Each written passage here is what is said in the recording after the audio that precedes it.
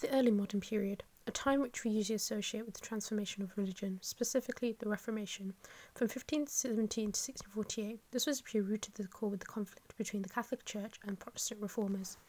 This conflict is brewed from Martin Luther's 95 Thesis, which challenged and pointed out the Church's corruption and his uses of visual propaganda to portray the problems of the papacy. Amidst the physical description of the French Wars of Religion and the 30 Years' War was a combat fought on visual imagery of the antichrist and criticism of the papacy through woodcuts and polemics. But was this religious imagery obscuring the realities of the early modern papacy, or was it utilised as a diversion? The religious imagery used to criticise the papacy was usually portrayed by comparing the Pope with the Antichrist. These ideas were projected from anti-papal ideas from the medieval period, especially with the conflicts between the Pope and the Roman Emperor. Luther pushed forwards the idea of the fact that the Pope was not God's representative on earth, but an impostor placed by the devil, the Antichrist. Luther had pressed that this was also the portrayal and corruption of the whole clergy, and it was his God-given duty to get rid of this trick. To gain influence and supporters, Luther worked alongside Philip Melanchthon to produce visual polemics and pamphlets with images that used the ideas of the anti-papal anti-Christology. A specific example is Melanchthon's polemic, The Pope as Explained, from 1523. This was worked alongside with Luther's Significance of Two Horrible Figures, used to present the Pope as the Antichrist. Here, he uses the image of the Pope as by Lucas Cranach. As seen here, the depiction of the right hand is the Antichrist's power to oppress believers and sell indulgences. The left hand is Pope's claim to secular authority, and he uses the imagery of belly and breasts with lust and gluttony, depicting the luxury life of the priests, bishops, and cardinals. The image also uses the interpretation with Isaiah 9:15, the prophet that teacheth lies, he is the tail. The dragon head here tells lies of falsehoods of the papal bulls presented at the time.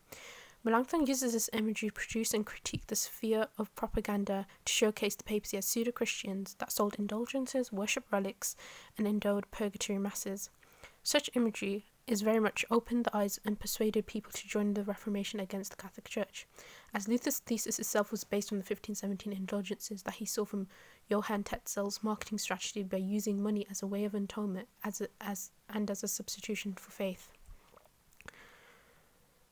Such uses of imagery and monstrous bursts were very much commonly used amongst Lutherans to represent the papacy, but what did the Catholics do about this? Well, instead of coming forth and denying criticism, they instead appropriated the iconography that is used against them in broadsheets to reverse and depict the treachery and distrust that was birthed from the Reformation. This is clearly seen in Johann Nass's Ecclesia Militans broadsheet from 1569, which was a response to the anti-Catholic broadsheets that had influences from Melanchthon's Papal Ass. The broadsheet across the top here, we can see that it depicts the Catholic Church as a woman clothed in the sun from the Book of Revelation in Figure 1, and the dragon in the image is attacking the woman. It's compared to Melanchthon's 1530 Confessio Augustano, which shows how the followers of Luther are being led astray. In Figure 6 shows a man right here, who's Luther, dipping his quill into the anus of the seven-headed dragon. This iconography is taken from the anti-Catholic Lutherus Triumphus broadsheet circa 1568.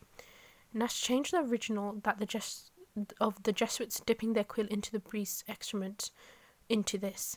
Such imagery of the seven-headed beast is used in Protestant woodcuts along with Antichrist imagery of the Pope. There is a group behind the chimera-like animal here that helps the beast. Nash uses both the creatures to tell the audience to fear and disrupt the groups that are birthed from the Reformation, as shown by the multiple monstrous visuals. In the centre of the sheet, Nash once again uses the imagery from the 1568 anti-Jesuit broadsheet and shows these pigs, which are the Protestants, invading and trampling the Church of Christ. This alludes to biblical connotations that are used in the anti-Jesuit broadsheet. And the sow that is portrayed here is appropriated from the 1568 broadsheet. Instead of a papal tiara, it is wearing a Saxon hat representing Luther's wife, and Luther is shown trotting beside his wife here in Figure 30. Nass uses the great monstrous birth connotations that Luther used a lot to criticize the Catholic Church, including the monk calf. However, it's clearly seen that Melanchthon's papal ass is missing from here. This is most likely since its narrative states that it was found in the banks of Tiber in Rome, where the head of the papacy resides. Though Catholics used appropriated visual polemics against Protestants, rather than obscuring the realities of the papacy, the Catholics just tried to turn away and move the attention away from them, framing the Protestants as heretics instead of as seen in Nasser's work. But key imagery that critique the papacy is not included or challenged. However, the Catholic Church was not in huge decay across Europe, as from state to state differed between the countries of how the church was run, and the propaganda used by Luther was not always positively received. And so, the early modern papacy cannot be generalised by the 95 thesis or the religious imagery produced, but this depiction does show how the early modern papacy had problems within its system at the time, with its temporal and spiritual power. With the Reformation, it was able to seek out these errors and abuse since the Roman Principality wasn't able to handle change and modernisation that was happening across Europe. The Pope was easily identified with the antichrist, and the doctrines and hierarchies was used to maximise its worldly power and corrupt the papacy. Overall, the religious imagery used in the early modern period in the hands of Protestants did not at all obscure the realities of the papacy, but in fact uncovered and revealed the underlying and even obvious problems, whilst that in the hands of the Catholics, instead of justifying or defending the name of the papacy, they rather appropriated and distracted their attention from their realities, highlighting Protestants as heretics.